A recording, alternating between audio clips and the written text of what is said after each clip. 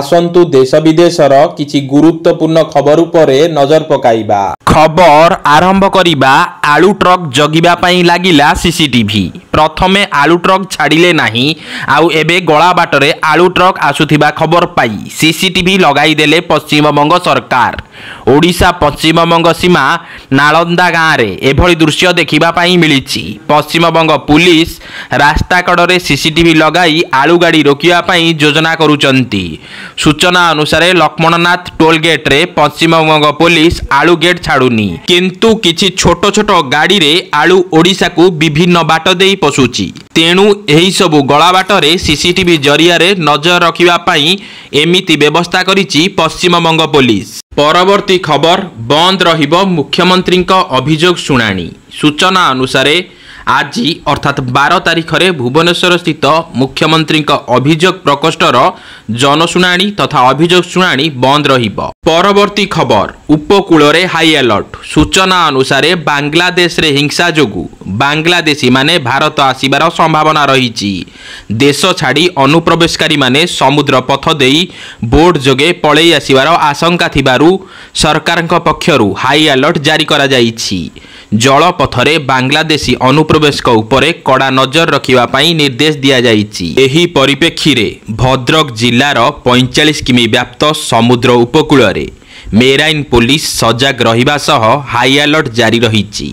भद्रक सह बालेश्वर, जगतसिंहपुर, केन्द्रापड़ा, गंजाम, खोर्धा और पुरी जिले में समुद्र उपकूलर सुरक्षा व्यवस्था कड़ाकड़ी करा जाइछि। परवर्ती खबर राज्य स्तरीय स्वाधीनता दिवस पालन पई किए केउठी पताका उत्तोलन करिवे से नेई राज्य सरकार पक्षरु रविवार एक विज्ञप्ति प्रकाश पाइछि। सूचना अनुसार भुवनेश्वर स्थित गांधी मार्ग रे अनुष्ठित हेबाकु थिबा राज्य स्तरीय स्वाधीनता दिवस रे मुख्यमंत्री मोहन माझी पताका उत्तोलन करिवे। सेहीपरि नुआपड़ा रे उपमुख्यमंत्री कनक वर्धन सिंहदेव पताका उत्तोलन करिवार कार्यक्रम रहिछि। सेहीपरि कटक रे उपमुख्यमंत्री प्रभाती परिडा पताका उत्तोलन करिवे। कलाहांडी रे मंत्री सुरेश पुजारी पताका उत्तोलन करिवे।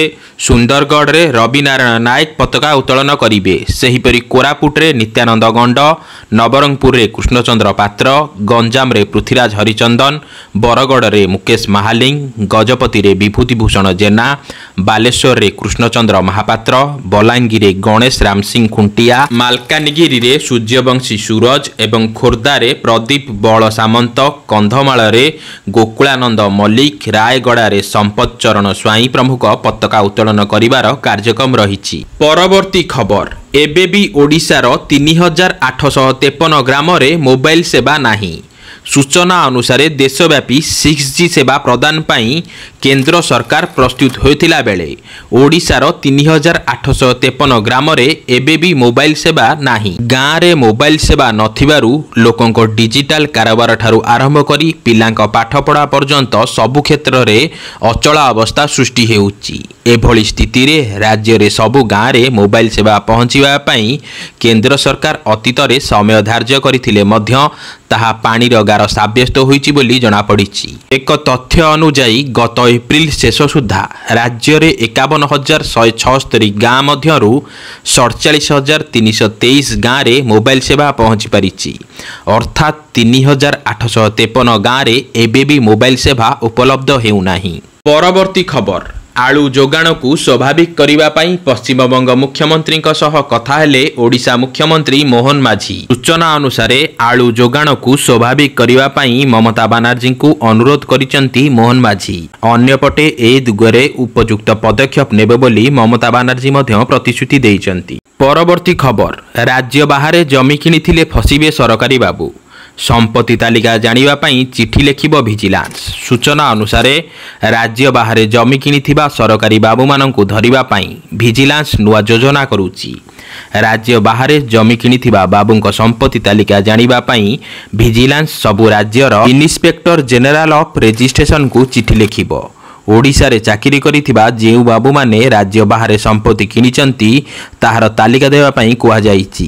तालिका आसीबा परे सेमानक आयर बहिर्भूत संपत्ति जांच करा जाई चढ़ाऊ करा जिवो बोली एक सूत्ररू जणा पड़िछि।